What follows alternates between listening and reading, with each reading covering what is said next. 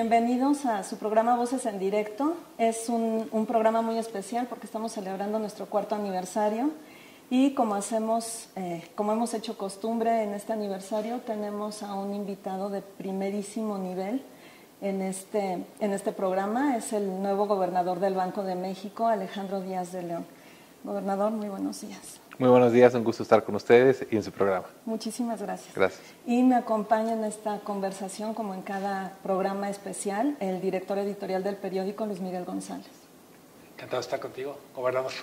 Un gusto. Bueno, pues sin más preámbulos vamos a iniciar con esta conversación. ¿Cuál es la primera cosa que hace un gobernador del Banco de México cuando asume? Pues bueno, te diré que tenemos una lista de cosas por realizar. En particular ha sido un año complejo, así que los retos son múltiples, en particular en materia inflacionaria. Pero digamos que en cuestión muy concreta es pues ver cuáles son los pendientes que hay en la oficina, cuáles son los temas que implican resolución en el muy corto plazo y tener cuidado de la agenda tanto en lo que se necesita definir y decidir en los siguientes días, como también la agenda un poco más de mediano plazo. Gobernador, el mercado estaba pues muy ansioso por la llegada del sustituto del doctor Agustín Carstens. Ellos nos decían, lo que más nos preocupa a nosotros es la postura que va a tener el nuevo gobernador y lo identifican a usted con una postura dovish. Quisiera preguntarle si usted coincide. Existe toda esta cuestión de querer, yo creo que poner alguna etiqueta a los diferentes miembros de la Junta, diría no solo en México, sino a nivel mundial. Y recuerdo bien haber leído en algún documento una frase que me pareció muy interesante, en la que decía que probablemente todos los banqueros centrales prefieren, en lugar de etiquetarse o como paloma o como halcón, sino con más bien la sabiduría que puede tener un búho. Entonces, yo creo que esto refleja que ninguno de los banqueros centrales, pues probablemente queremos que se nos etiquete como que pues siempre y en todo momento va a ser de este corte, o siempre y en todo momento va a ser de este otro corte. Yo creo que lo que nosotros tenemos que tratar de hacer es identificar muy bien cuáles son las condiciones que enfrenta la economía, cuáles son los retos que enfrenta, y y de manera balanceada, tratar de identificar cuáles son las acciones de política monetaria que se necesitan. Yo creo que ya serán los terceros los que puedan considerar que para esas condiciones esa acción fue de una u otra manera, pero yo pensaría que uno no debe tener un sesgo o una etiqueta cuando uno evalúa el tema inflacionario y decide sobre las acciones de política monetaria. Okay. Cuando toma posición y revisa pendientes, ¿cuál es la primerísima tarea urgente que le toca acometer como gobernador? Bueno, tenemos decisión de política monetaria el 14 de diciembre. Esa es una decisión muy importante en el muy corto plazo. Tenemos otras decisiones que tienen que ver con la administración del banco de cara hacia el cierre de año y también hay diversas reuniones que tienen que ver con foros internacionales en relación a regulación que también hay que atender tanto en diciembre como principios de enero. Doctor, acaban de dar a conocer la semana pasada las expectativas, la encuesta de expectativas, y pues nos dimos cuenta de que subió la previsión que tiene el mercado acerca de la inflación para este año y para el próximo, a 6,50% para este año y están esperando 3,80% en 2018. Quiero preguntarle si esto de alguna manera va a repercutir o repercutirá en la decisión que tomarán en la reunión monetaria de diciembre. Diría que ya este entorno inflacionario un poco más adverso, ya lo habíamos advertido tanto en el último comunicado de política monetaria como en la publicación del informe trimestral de hace casi 2 semanas. Allá habíamos destacado que la inflación en las cifras más recientes había mostrado afectaciones adicionales. Si bien después de los incrementos en la inflación que se registraron en el primer trimestre del año, sobre todo asociados a la depreciación del tipo de cambio y la afectación a algunos precios de las mercancías, así como la liberalización de los precios de los energéticos que dieron lugar a incrementos importantes, habíamos tenido en los últimos meses afectaciones de mucho menor magnitud, de mucha menor cuantía, pero todavía en la parte de frutas y verduras y también en energéticos, en particular el gas LP. Entonces, habíamos destacado que eso y un entorno donde la cotización también del tipo de cambio se había tornado un poco más incierta, en su conjunto daban lugar a un deterioro en el balance de riesgos para la inflación. Estos últimos datos de inflación han validado ese diagnóstico, y también estas expectativas a las que tú señalas, pues también confirman un poco esa deterioro en el ámbito inflacionario. Este será uno de los elementos que tendremos que tomar en consideración en las próximas semanas. Hay muchos elementos, hay muchos factores que inciden sobre la postura de política monetaria, que van en la vertiente interna desde las cifras de inflación, su comportamiento, y la parte externa que también tiene que ver con la política monetaria en Estados Unidos, la política fiscal que también ha ido avanzando más aceleradamente en Estados Unidos, y que también, por ejemplo, las negociaciones del Tratado de Libre Comercio y el impacto que han tenido sobre el tipo de cambio también han sido un factor importante. Una de las primeras declaraciones del secretario de Hacienda, González Anaya, tiene que ver con su preocupación con la inflación. ¿Cómo se plantea usted la colaboración con Secretaría de Hacienda, con el resto de autoridades del Ejecutivo, en un tema que fundamentalmente es parte del mandato del Banco de México? Bueno, yo destacaría que hemos tenido una muy buena comunicación, y yo diría que de tiempo atrás, pero que se ha reforzado y se ha redoblado en los últimos días. De hecho, ya tuvimos una primera reunión de trabajo, los miembros de la Junta de Gobierno, con el secretario y con los 3 subsecretarios de Hacienda. Y yo diría que el principal objetivo de esa reunión era establecer contactos, reforzar los lazos de coordinación, identificar temas comunes, áreas de intersección. Y yo creo que en esto yo percibo que va a haber un diálogo muy franco y muy constructivo, cada quien con pleno respeto a los ámbitos de la otra institución, pero yo creo que también compartimos objetivos. Para ellos es muy importante, obviamente, cuáles son las perspectivas en materia de inflación hasta para fines presupuestales, y para nosotros es muy importante también que la conducción de las finanzas públicas se dé en orden y sean sostenibles y robustas.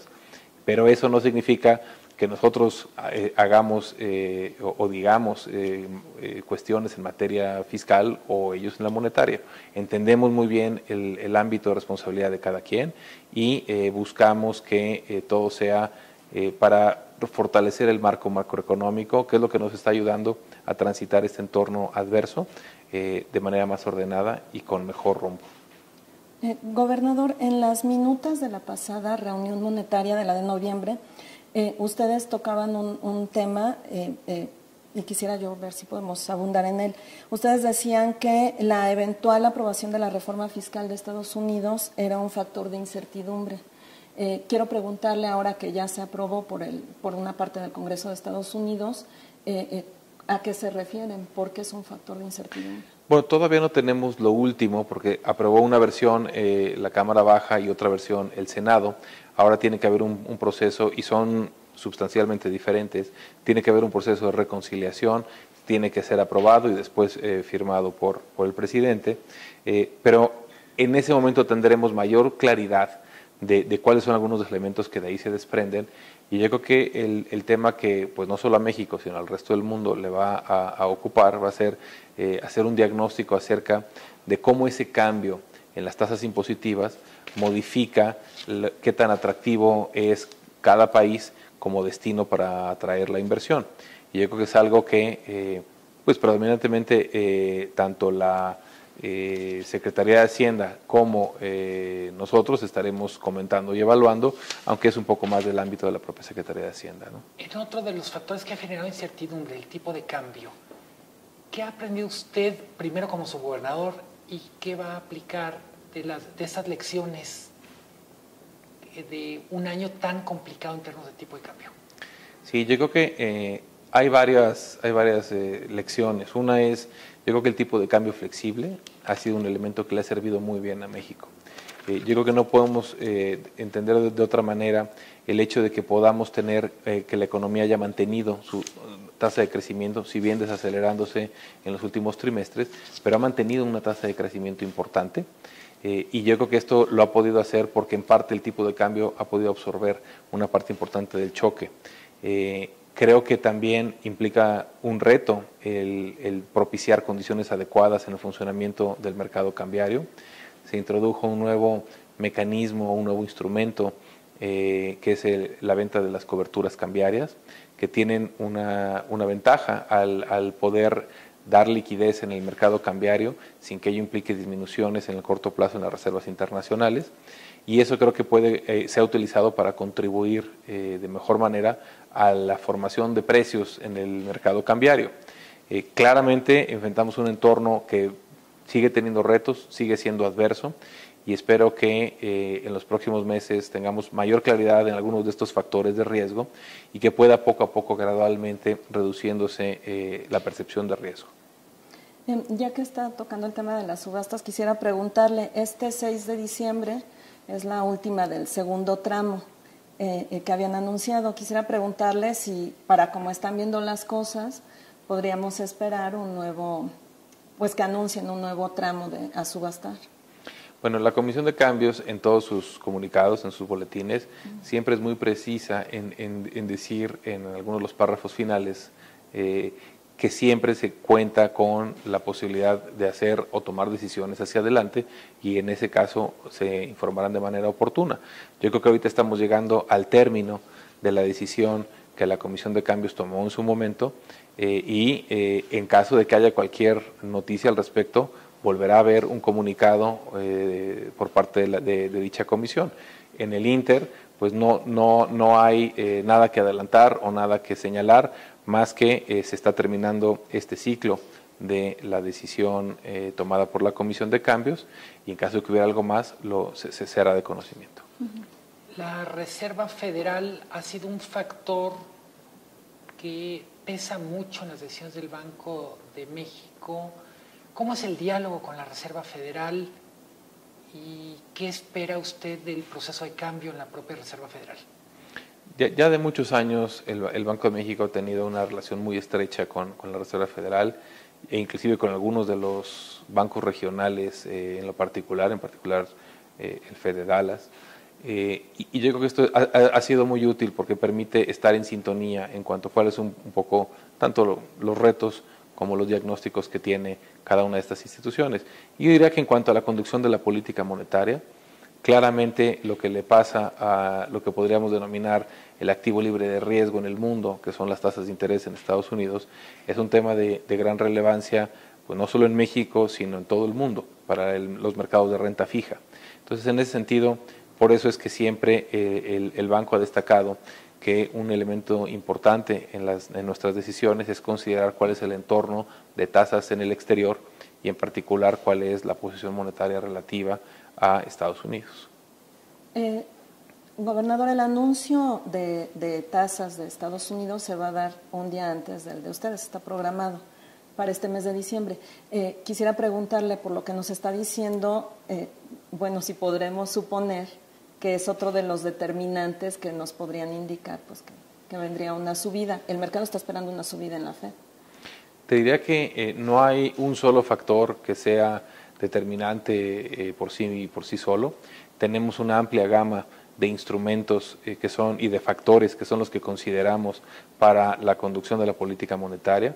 Tenemos que evaluar cuidadosamente el entorno inflacionario, sus expectativas, sus perspectivas, las condiciones de la economía, el entorno externo, tanto de tasas de interés como la parte fiscal que comentábamos, cuál es un poco la dinámica del mercado cambiario, inclusive también la parte de salarial, y con base a este balance, y por eso siempre se dice que se toma toda la información disponible hasta el día de la decisión, porque justo hay mucha información que se va conociendo antes de esa fecha. Una de ellas es la acción o la decisión de política monetaria por parte de la Reserva Federal, que será considerada en sus términos para nuestra decisión, sin que ello implique, otra vez, que no hay ninguna decisión que en automático implique algo, ¿no? Como subgobernador le ha tocado vivir prácticamente todos los procesos relevantes del Banco Central, a excepción de uno, año electoral presidencial. ¿Qué espera de la elección presidencial? Bueno, yo destacaría que el Banco de México es una institución que su mandato constitucional y la autonomía de la que goza le permite ver en un horizonte de mediano y largo plazo. Y hasta el cómo se nombran los miembros en la Junta de Gobierno dan lugar a que sea pues realmente ajeno al ciclo político. Yo creo que un poco el punto importante es cómo contribuye el Banco Central, como lo ha hecho en el pasado, y en particular la Junta de Gobierno y sus decisiones de política monetaria, a que este tránsito de la economía sea ordenado y que contribuya a el buen desempeño de la actividad económica. Es un factor de incertidumbre, sabemos que cada 6 años se repite, es un tema recurrente, pero yo creo que el banco, como ha sido en el pasado, nuestra contribución es a que sea un entorno de mayor certidumbre. Gobernador, teniendo la elección presidencial pues tan cerca, es difícil no leer ciertos anuncios en un contexto político. Yo le quisiera preguntar sobre la renovación de la línea de crédito flexible del Fondo Monetario Internacional. Apenas la semana pasada se renovó anticipadamente, casi 7 meses de adelantado se renovó esta línea. Quisiera preguntarle si fue a solicitud de las autoridades mexicanas. Quisiera preguntarle por qué renovarla desde ahora, por qué no esperar hasta mayo, y qué tipo de ventaja, si es que les da alguna, el tener la línea ya aprobada por 2 años. Yo creo que precisamente buscando en abonar a este entorno de certidumbre y de propiciar un tránsito ordenado, es que se consideró que era una buena idea el extender el plazo y renovar la línea de crédito flexible por 2 nuevos años a partir de ahora, y que no estuviera esto pues a lo mejor siendo un factor que pudiera pues alguien preguntar o cuestionar si se iba a hacer o no, en un entorno donde pues el enfoque de todo el mundo va a estar en otras cosas. Yo creo que el haber podido renovar la línea de crédito flexible, que creo que es un instrumento muy útil para reforzar la disponibilidad de moneda extranjera de la que gozamos, contribuye a dar un mensaje de tranquilidad y un mensaje de certeza en cuanto al manejo macroeconómico. Yo creo que el Fondo Monetario ha destacado mucho la resiliencia y la resistencia de la economía mexicana, lo hizo en su más reciente publicación del artículo 4, y eso destacadamente por el entorno externo que estamos enfrentando. Entonces yo creo que es una muy buena noticia que se haya podido extender. Yo creo que también es una buena noticia que esta renovación pues no haya quedado en un periodo en el que a lo mejor por otras consideraciones pudiera no necesariamente recibir la atención y el enfoque que merece, como una cuestión parte de la fortaleza y del diseño un poco de los instrumentos que tenemos, y creo que es una buena noticia que la hayamos podido renovar. ¿Cuál es su posición respecto a las criptomonedas? Las criptomonedas han sido en general, te diría que todo lo que es la revolución tecnológica en tecnologías de información aplicada al sistema financiero ofrece una gran oportunidad para cerrar una brecha que históricamente ha sido muy difícil de cerrar entre los servicios financieros y la inclusión a capas y segmentos de la población cada vez más amplios. Estas innovaciones tecnológicas permiten acercar servicios financieros a segmentos muy amplios de la población que antes no tenían acceso a dichos servicios. Hay comunidades que no tienen un buen número de sucursales bancarias o de alternativas, pero que sí tienen teléfonos y dispositivos móviles. Creo que toda la agenda de FinTech y la ley en particular precisamente busca dar un terreno parejo a este segmento, ofrecer seguridad tanto a nivel sistema como a nivel consumidor, de que se realicen estas operaciones y servicios como sobre un terreno adecuado. Y en cuanto a la criptomoneda en particular, creo que tiene dos partes importantes. Una es como medio de pago y la otra es como inversión. No diría yo resguardo de valor, que es lo que aplica una moneda, porque claramente es muy volátil. Entonces yo creo que es importante que tratemos de aprovechar las ventajas que tiene como medio de pago, que son muchas, y que tratemos de ser muy claros con el público de que como destino de inversión es una inversión más de corte especulativo, es como invertir en algún metal precioso o algo equivalente, y que realmente no es un resguardo de valor, es una inversión más de corte especulativo. Señor, la ocasión anterior que tuvimos la oportunidad de platicar con usted, como su gobernador todavía, yo le preguntaba sobre las reservas internacionales. Quisiera yo regresar a ese tema y retomarlo ahora porque en el mismo análisis que presentó el Fondo Monetario Internacional cuando estaba aprobando la renovación de la línea, ellos decían que pues con la línea se refuerza el blindaje de las reservas, pero daban un dato que a mí me llamó mucho la atención. Ellos nos decían, de acuerdo con datos del Banco de Pagos Internacionales, en el mercado se comercian diariamente unos activos por 97,000 millones de dólares diarios. Las reservas son de apenas 172,000 millones.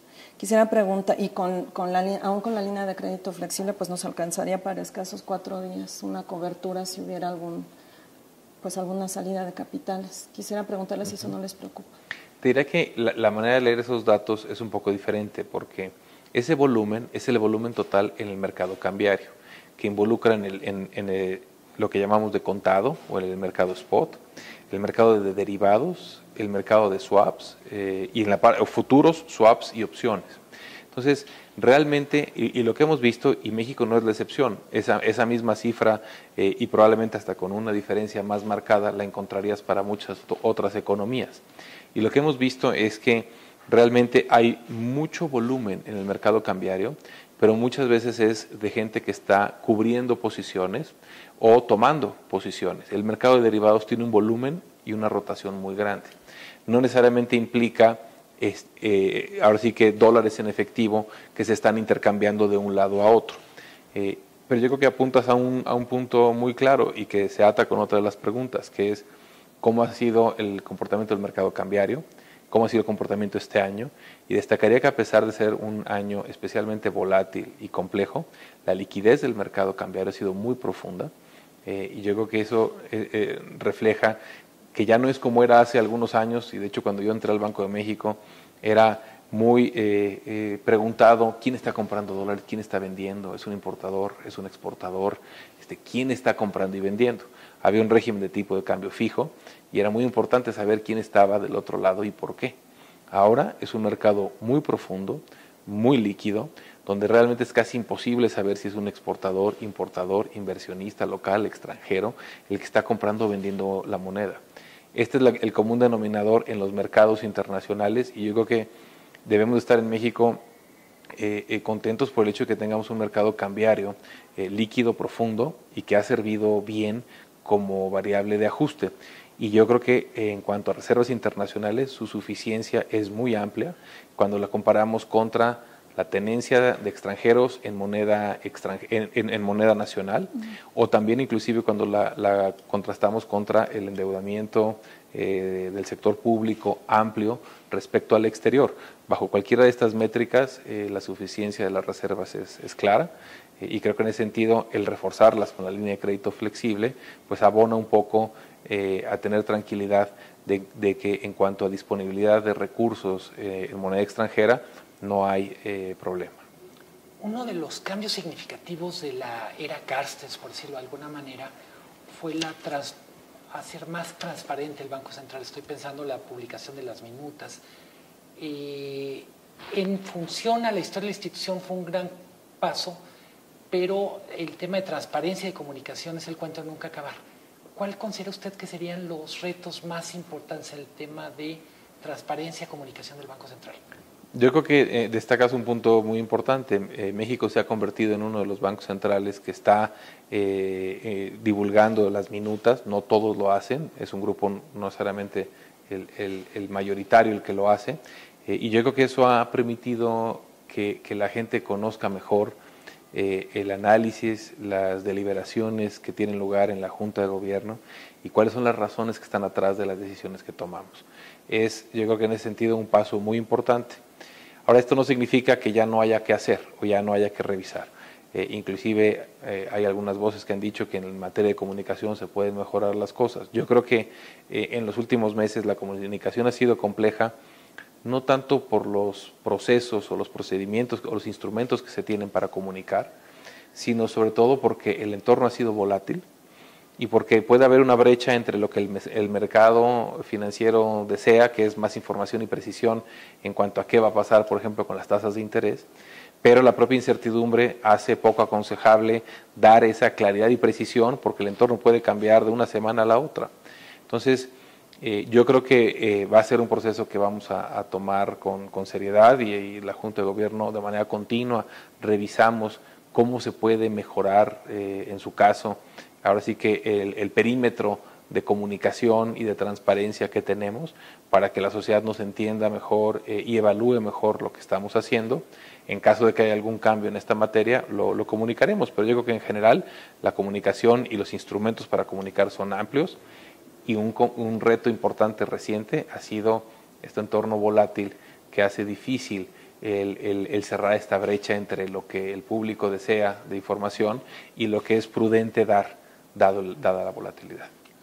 Ahorita que nos está respondiendo, estoy recordando algo que dice el último reporte del Banco de Pagos Internacionales. Ellos hacen la observación de que el mercado parece no estar reaccionando al endurecimiento de la política, al gradual endurecimiento de la política monetaria de Estados Unidos. Y ellos lo atribuyen, bueno, dan una serie de hipótesis, pero una de ellas es que dicen que por estar comunicando se ha vuelto muy predictible el siguiente paso, entonces que podría ser un factor. ¿Coincide usted? Yo creo que en el caso de los bancos centrales de las economías avanzadas, han utilizado esta guía de política monetaria, si la llamamos así, de mediano plazo, como una manera de influir sobre las expectativas tanto de los mercados como de los agentes económicos. En el caso de las economías emergentes y más las que hemos estado sujetas a periodo de volatilidad, tenemos que sopesar esta ventaja o desventaja entre dar una guía más clara y de largo plazo versus realmente esperar a la información más reciente y tener un diagnóstico oportuno de las necesidades. Yo creo que es muy útil que la Reserva Federal esté retirando su estímulo monetario de una manera predecible, coreografiada y anunciada, porque fueron muchas las acciones que se tomaron para estimular la demanda agregada y en particular desde las compras de activos como la baja en las tasas de interés. Y yo creo que el hecho de que la variación en las tasas de interés en Estados Unidos sean graduales es una buena noticia para el resto del mundo, en la medida en la que, por la razón que sea, esos incrementos se den de una manera no anticipada y sorpresiva, pues va a introducir más volatilidad al mercado. De mi parte, una última pregunta. Sí. ¿Qué banco central tiene usted como referencia cuando dice de ellos quiero aprender, es un buen espejo para compararnos? Yo diría que son muchos los bancos centrales que tienen mucho que aprender. El Banco Central sueco tiene cientos de años, el Banco de Inglaterra también tiene cientos de años. Nosotros tenemos, y casualmente en este año, se cumplen 100 años de la primera vez que en México se plasmó en la Constitución la intención de contar con un banco central emisor de moneda en poder del Estado o bajo control del Estado. Entonces, en ese sentido, pues hay bancos centrales muy longevos con mucha experiencia y también diría que obviamente la Reserva Federal, en fin, yo creo que hay muchos bancos centrales en el mundo que tienen todos su peculiaridad, porque esta peculiaridad responde a cuestiones históricas y a necesidades también históricas, como por ejemplo el hecho que la Reserva Federal tenga varios bancos de reserva regional, etcétera, y que claramente no son propios a una realidad como la nuestra, pero yo diría que en materia de estrategia monetaria ha habido una convergencia muy importante a tener en claro que el principal objetivo de un banco central es mantener una inflación baja y estable, y que también la manera de hacerlo con estos esquemas de objetivos de inflación que México ya lleva desde hace muchos años adoptando, es un mecanismo eficaz para cumplir con este mandato. Gobernador, yo quisiera preguntarle, bueno, muchas cosas más, pero por el tiempo creo que ya solo 2 preguntas más. Muy bien. El canciller Luis Videgaray dijo al término o en medio de la pasada ronda de negociación del Tratado de Libre Comercio que en la eventualidad de que sucediera pues algún escenario negativo, que ya estaban preparando un plan de contingencia Banco de México y Secretaría de Hacienda. Quisiera preguntarle si sí lo están ya preparando y si nos puede adelantar un poco. Te diría que dentro de las previsiones del Banco Central, el escenario base o el escenario central sigue siendo que continúe bajo alguna revisión el Tratado de Libre Comercio. Obviamente es nuestra obligación y nuestra responsabilidad pensar en escenarios alternativos y estos escenarios alternativos pueden ser más adversos o pueden tener resultados más complicados en cuanto a esta negociación, pero yo diría que eso es trabajo que se está realizando de manera continua, que se está actualizando también de manera continua conforme se tiene información o mayor claridad y ahorita yo creo que no es momento de ponerle un foco en cuanto a los elementos de esa estrategia. Yo creo que ahorita es importante que pues todo esté enfocado a que, como en el escenario central que anticipamos se prevé, pues se cuente con continuidad en cuanto a esta relación comercial. Y ahora sí, mi última pregunta del día de hoy. Pues hay organismos internacionales como la propia CEPAL que está esperando o que está anticipando que en el peor de los escenarios del Tratado de Libre Comercio, pues la economía mexicana entraría en una recesión desde el primer año.